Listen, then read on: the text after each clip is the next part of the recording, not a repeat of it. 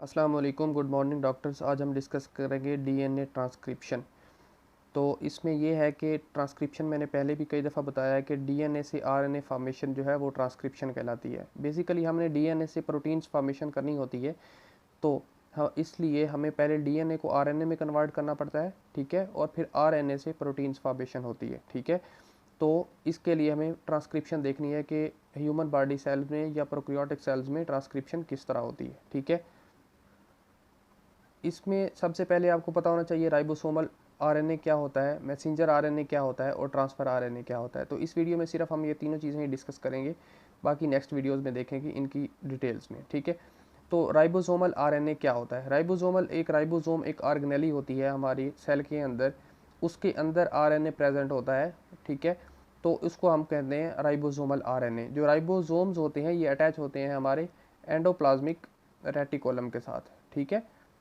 Endoplasmic reticulum के साथ जब राइबोसोम्स अटैच हो जाती हैं तो उसकी स्ट्रक्चर जो है वो रफ सी शो होती है, तो इस वजह से हम कहते हैं कि रफ एंडोप्लाज्मिक रेटिकुलम, ठीक है।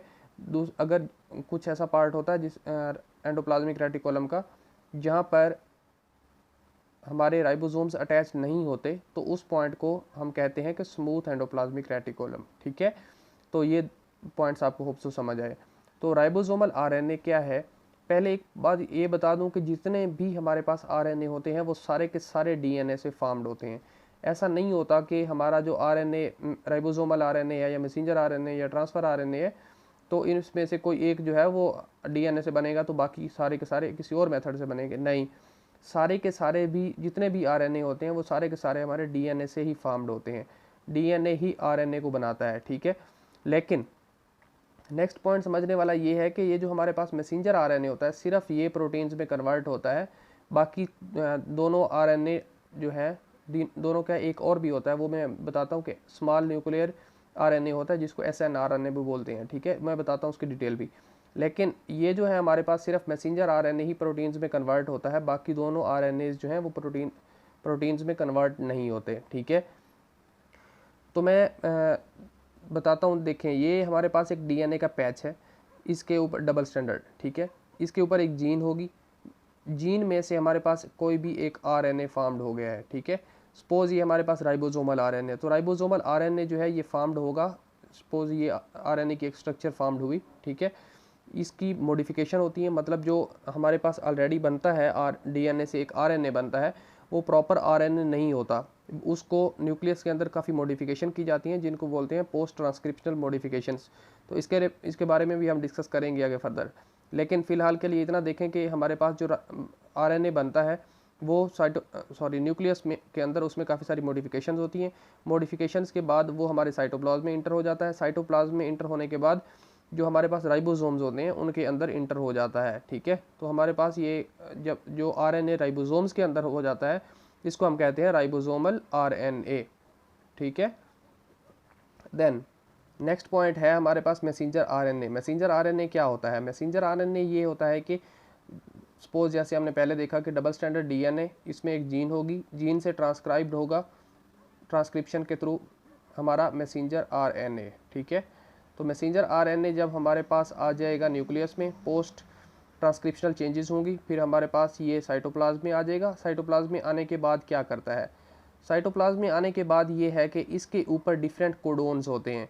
कोडोन्स का मतलब ये है कि इसकी हम फुल डिटेल में जाएंगे कि मैसेंजर आरएनए किस तरह काम करता है, लेकिन अभी तक के लिए इतना समझ लें कि हमारे पास ये जो 3 न्यूक्लियोटाइड होते हैं एक स्ट्रैंड के ऊपर, सपोज ये 6, इस स्ट्रैंड को मैं स्ट्रेट बना देता हूँ, ठीक है। तो इस स्ट्रेट स्ट्रैंड के ऊपर 3-3 के हिसाब से 3-3 यानी कि न्यूक्लियोटाइड मिलाकर एक एक कोडोन होंगे, ठीक है। सपोज ये GAC, ठीक है। तो इस तरह का एक कोड है, इसको बोलते हैं कोडोन, ठीक है। तो ये एक कोडोन जो है वो मैसेज होता है एक किस्म का, जिससे हमें पता चलता है कि हमारे पास प्रोटीन जो बनेगी उसमें कौन सा न्यूक्लियोटाइड अमाइनो एसिड आकर इसके ऊपर अटैच होगा, ठीक है। इस कोडोन के मुताबिक सपोज ये एक अमाइनो एसिड अटैच हो गया, देन हमारे पास नेक्स्ट ये जो कोड है इसके मुताबिक एक अमाइनो एसिड अटैच होगा, फिर ये जो है नेक्स्ट इसके मुताबिक एक अमाइनो एसिड अटैच होगा। लेकिन मेन दिखाना मैं ये चाह रहा हूँ कि जो मैसेंजर आरएनए है वही हमारे पास प्रोटीन सिंथेसिस करता है, लेकिन दूसरे जो है राइबोसोमल आरएनए और ट्रांसफर आरएनए हेल्प करते हैं। हेल्प किस तरह करते हैं? अगर सपोज ये हमारे पास ये एक कोडोन एक न्यूक्लियो आरएनए है, मैसेंजर आरएनए, तो ट्रांसफ़र आरएनए क्या करेगा? ट्रांसफ़र आरएनए की जो मेनली शेप होती है वो इस तरह की, आप समझ लें इस तरह की, लेकिन रियलिटी में ये इस तरह का होता है। ये देखें, ये इस तरह की शेप होती है। कैसे? इसमें एक 3 एंड होता है जो कि ऑलरेडी मैं डीएनए में बारहा बता चुका हूँ, और एक 5 एंड होता है, ठीक है। तो ये डबल स्टैंडर्ड नहीं होता, ये सिंगल स्टैंड ही होता है, लेकिन फोल्डिंग्स में होता है, ठीक है। तो ये जो हमारे पास फोल्डिंग होता है, इसके 3 एंड जो है, इस 3 एंड के ऊपर हमारे पास कोई भी एक अमाइनो एसिड अटैच होता है। सपोज ये जो हमारे पास है, यहाँ पे आता है जी, यहाँ पे आता है ए, यहाँ पे आ जाए सपोज सी। ये एक कोड है हमारे पास ट्रांसफ़र आरएनए के ऊपर, ठीक है। ये ट्रांसफ़र आरएनए है, ये मैसेंजर आरएनए है। तो अगर मैसेंजर आरएनए यहाँ से गुजर रहा है, राइबोसोम्स जो है इसके ऊपर यानी मैसेंजर आरएनए के ऊपर यहाँ पे वर्क कर रहे होते हैं। इनकी सारी डिटेल्स में आगे डिस्कस करूँगा, लेकिन फिलहाल मैं ओवरव्यू दे रहा हूँ कि ये आरएनए क्या क्या होते हैं, मतलब इनके मेन फंक्शंस क्या होते हैं, ठीक है। जो राइबोसोम्स होते हैं वो इसको ऊपर वर्क कर रहे होते हैं और इसके अंदर से गुजर रहे होते हैं, ठीक है। जब राइबोसोमल आरएनए वर्क कर रहा होता है, सेम उसी टाइम पर हमारा ट्रांसफ़र आरएनए जो है वो हमारे अमाइनो एसिड्स को इन कोडोन के मुताबिक मैसेंजर आरएनए के ऊपर अटैच कर रहा होता है, ठीक है। सपोज ये जो है हमारे पास मैसेंजर आरएनए है और ये हमारे पास ट्रांसफ़र आरएनए है, तो जी के सामने हमारे पास सी आएगा, ए के सामने हमारे पास यूरासेल आएगा और सी के सामने क्या आएगा? जी, ठीक है। तो ये जो हमारे पास एक कोड बना हुआ था ऑलरेडी, ये इसके ऊपर मतलब मैसेंजर आरएनए जो न्यूक्लियस से निकल कर आ रहा है उसके ऊपर हमारे पास ये वाला कोड था। इस कोड को देखते हुए हमारा जो मैसेंजर ट्रांसफ़र आरएनए था, ट्रांसफ़र आरएनए के पास अमाइनो एसिड था और वो आया यहाँ पर बाइंड हुआ, और जो अमाइनो एसिड था उसके पास, उसने यहाँ पे बाइंड करवा दिया। इस बाइंड करने के बाद इसी तरह नेक्स्ट मैसेंजर आरएनए के ऊपर नेक्स्ट कोड होगा 3 न्यूक्लियोटाइड्स का, उनको देखते हुए हमारे पास न्यू मैसेंजर आरएनए आएगा, मैसेंजर आरएनए होगा, और मैसेंजर आरएनए के पास एक न्यू न्यूक्लियोटाइड होगी, न्यू अमाइनो एसिड हो गया, तो अमाइनो एसिड को यहाँ पे नेक्स्ट चेन में अटैच करवा देगा। तो इसी तरह काफ़ी सारे न्यू अमाइनो एसिड्स अटैच होते जाएंगे और पूरी की पूरी एक पेप्टाइड चेन बन जाएगी, जिसको हम कहते हैं प्रोटीन चेन, ठीक है।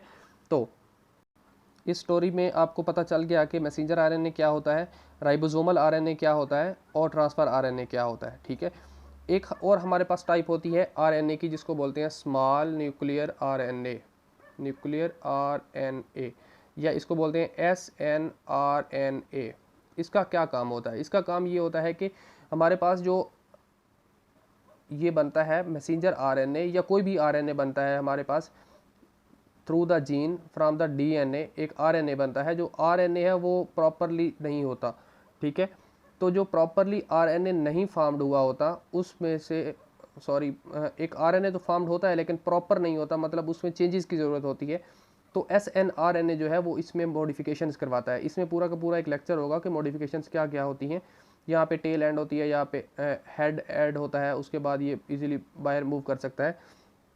अगर ये डायरेक्ट ऐसे आरएनए जो बना है वो डायरेक्ट ही मूव कर जाए विदाउट SNRNA, तो ये जो हमारे पास यहाँ पे कैटलिस्ट होते हैं वो सारे के सारे आरएनए को डीनेचर कर देंगे और आरएनए अपना फंक्शन नहीं कर पाएगा। तो ये सारी की सारी प्रोटेक्शन करवाता है हमारा SNRNA जो होता है, वो प्रोटेक्शन करवाने के बाद आरएनए को हमारे साइटोप्लाज्म में भेजता है, ठीक है।